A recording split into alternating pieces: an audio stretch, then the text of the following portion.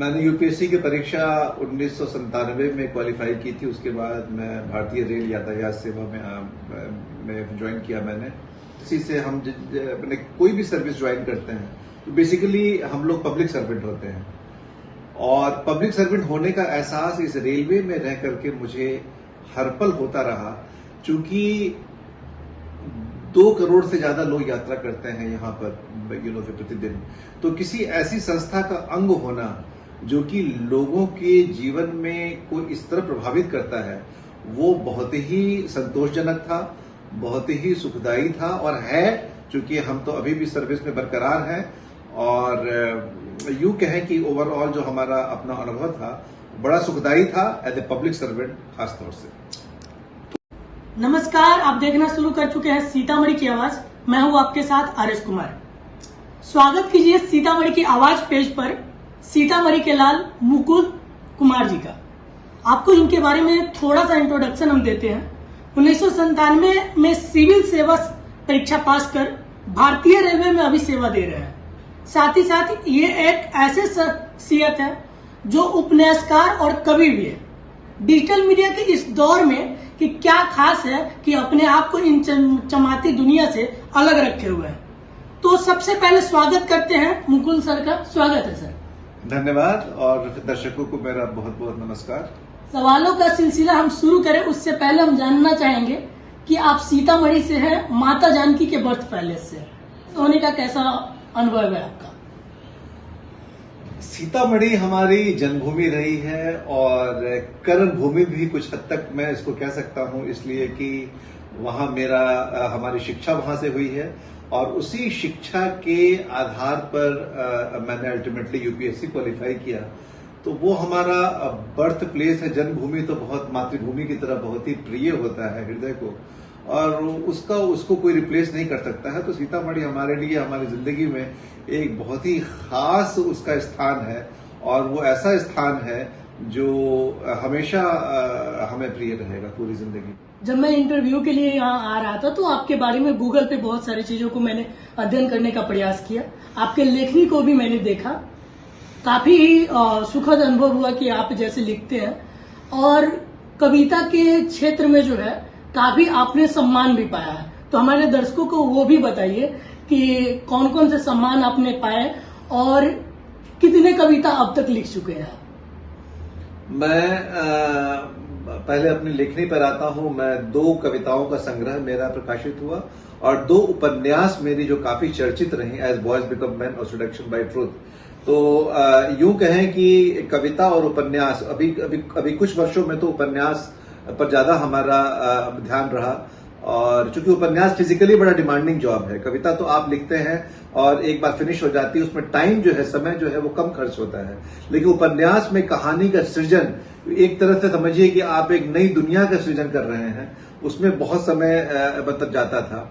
और जो अवार्ड्स हमको मिले, जब पुरस्कार जब मिलता है, जब कोई आदमी परिश्रम करता है किसी क्षेत्र में, उसका मिलन अगर पुरस्कार से हो जाए तो वो तो व्यक्ति बड़ा भाग्यशाली होता है। मुझे 2 अवार्ड अभी तक मिले। एक भारत निर्माण फाउंडेशन की तरफ से लिटरेरी एक्सीलेंस अवार्ड मिला, और एक पूर्वांचल गौरव सम्मान मिला मुझे। समाज में एक पब्लिक सर्वेंट और एक साहित्यकार होने के नाते जो हमारा योगदान था, उसको उन्होंने पहचाना और उसकी सराहना करते हुए मुझे वो पुरस्कार दिया। आप इतने बिजी शेड्यूल में रहते होंगे, आपका जो जॉब है काफी रिस्पॉन्सिबल है, उसके साथ आप उपन्यासकार भी है, कवि भी है, ये सब कैसे कर लेते हैं? इतनी जो बड़ी जवाबदेही को आप कैसे संभाल पाते हैं सर? एक लिखना हमारा जुनून रहा है। जब स्कूल में पढ़ता था तभी से मुझे लिखने का एक अंदर से लिखने की प्रेरणा आती थी। तो मेरी साहित्यिक यात्रा जो है वो कविता से शुरू हुई थी। जब मैं स्कूल में था तो अनायास कुछ पंक्तियां आती थी और मैं उनको लिखता था। और उस समय जब आदमी लिखता है उस अवस्था में तो बहुत कॉन्फिडेंट नहीं होता, इतना ये विश्वास नहीं होता कि जो मैं लिख पा रहा हूँ वाकई वो जो है वो लोगों तक जाने लायक चीज है कि नहीं है। लेकिन ऐसे टाइम बीतता रहा, मैं लिखता रहा, रचनाएं रूप लेती रही, और धीरे धीरे उम्र की परिपक्वता के साथ मेरी लिखावट में भी परिपक्वता आई। और वो मैं जो कविताएं लिखता रहा, 2012 में हमारा पहला काव्य संकलन प्रकाशित हुआ था, और उसके बाद फिर मैंने उपन्यास लिखना शुरू किया। उपन्यास के भी अंदर से ये प्रेरणा मिली। मेरा मानना है कोई भी कला जो होती है वो ईश्वर प्रदत्त होती है, और ये जो जुनून होता है, ये कला का जुनून जो होता है, ये अपना रास्ता खुद ब खुद बना लेता है। समय की कठिनाई थी, जॉब के बाद लिखना बहुत कठिन था, लेकिन बहुत सुखदायी भी था कहीं ना कहीं से। मुझे ऐसा लगता था कि वो मुझे पूर्ण कर रहा है कहीं ना कहीं से। मेरे अंदर एक अपूर्णता का एहसास हो रहा था, जस्ट बिकॉज कि ये जो मेरे अंदर प्रतिभा थी वो उस प्रतिभा को मैं एक्सप्रेस नहीं कर पा रहा था, उसकी अभिव्यक्ति नहीं हो पा रही थी।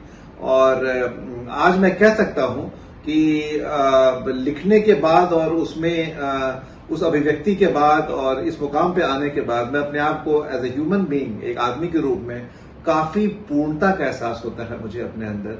और जहां तक इस चैलेंज को मैनेज करने का सवाल है, जैसे मैंने कहा कि पैशन जो होता है वो अपना रास्ता खुद ब खुद बना लेता है, और इसने बनाया। और हमें जॉब के बाद भी जितना मेरे पास समय होता था वो सब मैं इसमें लगा देता था, और इस तरह से ये यात्रा चैलेंजिंग भी थी, लेकिन बहुत सेटिस्फाइंग, बहुत संतोषजनक भी थी।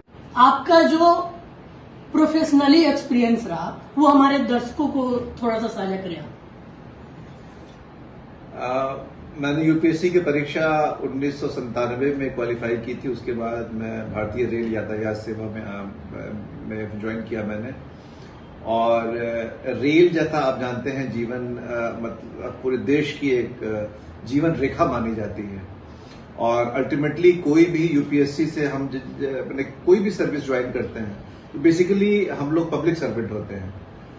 और पब्लिक सर्वेंट होने का एहसास इस रेलवे में रह करके मुझे हर पल होता रहा, चूंकि 2 करोड़ से ज्यादा लोग यात्रा करते हैं यहाँ पर प्रतिदिन।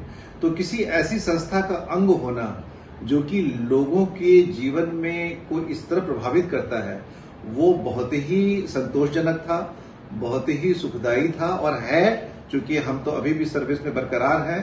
और यूं कहें कि ओवरऑल जो हमारा अपना अनुभव था बड़ा सुखदायी था एज ए पब्लिक सर्वेंट खासतौर से। जैसा कि मैंने इंट्रोडक्शन में बताया कि आप सीतामढ़ी के लाल हैं, तो आपका जो शुरुआती शिक्षा जो था सुतिहारा से हुआ है, केंद्रीय विद्यालय सुतिहारा से। आपके पापा भी जो है कहीं न कहीं शिक्षा से जुड़े हुए थे। उन्होंने काफी समय तक एक नेम फेम सीतामढ़ी में कमाया शिक्षा के विभाग में। आप जिस समय पढ़ाई कर रहे थे और अभी का जो दौर है, तो शिक्षा को किस तरीके से आप देखते हैं, वहां की स्थिति को? शिक्षा की स्थिति आपने बहुत सही कहा। जिस समय मैं पढ़ता था, मुझे याद है कि शिक्षा की स्थिति बहुत अच्छी बिहार में नहीं थी। उसके कुछ ऐतिहासिक कारण हैं, कुछ राजनीतिक कारण थे। और चूंकि उस समय था कि विद्यार्थी काफी मास लेवल पर पॉलिटिक्स में आए, राजनीति में आए, उसका एक फायदा हुआ तो कहीं न कहीं ये एक तरह का थोड़ा सा नुकसान भी हुआ शिक्षा को लेकर के।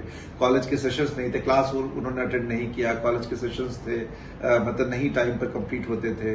एग्जाम जो है वो 3 साल का कोर्स 4 साल 5 साल तक जाने लगा। तो शिक्षा की ओवरऑल स्थिति उस समय बहुत अच्छी नहीं थी। और स्कूली शिक्षा की भी अगर बात करें तो बहुत कम स्कूल थे जो वहां पर संतोष दे पाते थे एक अच्छे विद्यार्थी को। मैं बड़ा लकी था उस बीच में कि मैंने अपना ये दाखिला केंद्रीय विद्यालय जवाहर नगर जो सुतिहारा में था वहां कराया। उस स्कूल से ने मुझे बड़ा अच्छा प्लेटफॉर्म दिया। और उस समय का तो ये शिक्षा का जो है वो था स्वरूप था कि जो अच्छे विद्यार्थी होते थे वो एक बेसिक लेवल का एजुकेशन करके बाहर जाना चाहते थे ये बेटर अवसर के लिए कि उनको ज्यादा अच्छा अवसर मिले, उनको ज्यादा अच्छी शिक्षा मिल पाए, ताकि वो आगे और अच्छा बेहतर कर पाए। जैसे सिविल सर्विसेज की परीक्षा है या आईआईटी है या और भी कई इस तरह के जो हाई प्लेटफॉर्म्स हैं, उस पर जाने के लिए लोग बाहर की तरफ देखने लगे। अभी लेकिन जो मैं देख पा रहा हूं कि पटना में काफी अच्छा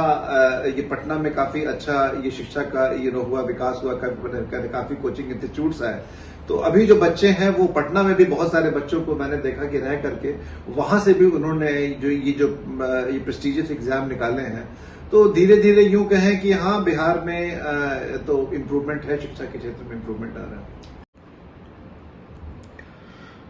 सर, सवालों का सिलसिला तो जारी रहेगा। हम चाहेंगे कि अपने निजी जीवन के बारे में, जैसे कि आप सीतामढ़ी से हैं, बहुत सारे लोग आपको जानने का प्रयास करेंगे कि आप कहाँ से हैं, आपके पिताजी का क्या नाम है, इन सारी चीजों को भी लोग जानने का प्रयास करेंगे। तो हम चाहेंगे कि हमारे दर्शकों को आप खुद बताएं। ये बहुत अच्छा प्रश्न आपने किया। हमारे पिताजी की बात करें तो सीतामढ़ी में वो जो सबसे वहां का फेमस कॉलेज है, प्रसिद्ध कॉलेज है, राधा कृष्ण गोयनका कॉलेज, उसमें प्राध्यापक रहे, ये उसमें शिक्षक रहे, अंग्रेजी साहित्य पढ़ाते थे वहां और बहुत ही प्रसिद्ध शिक्षक रहे और अंग्रेजी को एक नया आयाम दिया उन्होंने। उनके पढ़ाने की जो शैली थी, उनकी जो बोलने की शैली थी, उससे विद्यार्थी और बाकी लोग काफी प्रभावित रहते थे और उनका जो पर्सनल कंडक्ट, जिसको आचरण बोलते हैं, इन सबको लेकर के वो एक बहुत प्रसिद्ध और मशहूर सीतामढ़ी में हुए और ये वो भाग्यशाली रहे क्योंकि उन्होंने जो किया उस जगह ने उनको वो यश, वो कीर्ति प्रदान की। उसके बदले, जैसे मैं बार बार कह रहा हूं कि आप परिश्रम करें या आपके अंदर कोई खूबी है, उसका मिलन अगर एप्रिसिएशन से हो जाए, पुरस्कार से हो जाए या यश से हो जाए, कीर्ति से हो जाए, तो वो बड़ा इंसान भाग्यशाली होता है। एज उनके बेटे होने के नाते ये बड़ा मुझे फख्र महसूस होता था। जब मैं छोटा था उनकी ये तारीफ होती थी, जहां मैं जाता था उनका वो पॉपुलरली वीबीएस कहलाते थे। उनका नाम विजेंद्र बहादुर सिंह था, इंग्लिश के प्रोफेसर थे और उनको लोग प्यार से, और एक निकनेम उनका वीबीएस पड़ा था कि भाई वीबीएस का बेटा आ गया। मुझे बड़ा अच्छा लगता था कि एक डिस्टिंक्शन होता था, एक तुरंत लोग पहचान लाते थे और उसने मुझे कहीं ना कहीं मेरे जहन को बहुत प्रभावित किया। क्योंकि मैं पढ़ने में शुरू से मैं भी एक अच्छा विद्यार्थी था, तो ऐसा लगता था कि हमारे पिताजी इतने मतलब प्रसिद्ध है, उनको इतना यश मिल रहा है, मैं भी कुछ ऐसा करूं जो कि उनके इस यश को कायम करने में मतलब मदद करे। और ईश्वर ने वो चीज किया अल्टीमेटली। और मैं सुतिहारा स्कूल से जब मेरा रिजल्ट हुआ था, तो बड़ा अच्छा रिजल्ट हुआ था उस समय। उसके पहले उतने मार्क्स किसी को आए नहीं थे, तो बड़ा फख्र उन्होंने भी महसूस किया। तो पिता पुत्र अगर एक दूसरे को अगर इस तरह से अगर संतोष प्रदान करें, तो उससे अच्छा सुखद अनुभव तो हो ही नहीं सकता। और हमारी माँ तो वही जानकी के ही वहां की है, मतलब जहां सीता माता की जो जन्मभूमि है वहीं की है रहने वाली। तो और हमारा पूरा माँ के साइड से जितने रिलेशंस हैं वो वहां हैं। मेरे परिवार की बात करें तो हमारी मतलब पत्नी जो है वो यही दिल्ली विश्वविद्यालय में साइकोलॉजी पढ़ाती हैं। बेटी हमारी है, एक ही बेटी है मुझे, मतलब वो सेंट स्टीफेंस कॉलेज में अर्थशास्त्र से ऑनर्स में मैंने ग्रेजुएशन कर रही है। तो ये है हमारी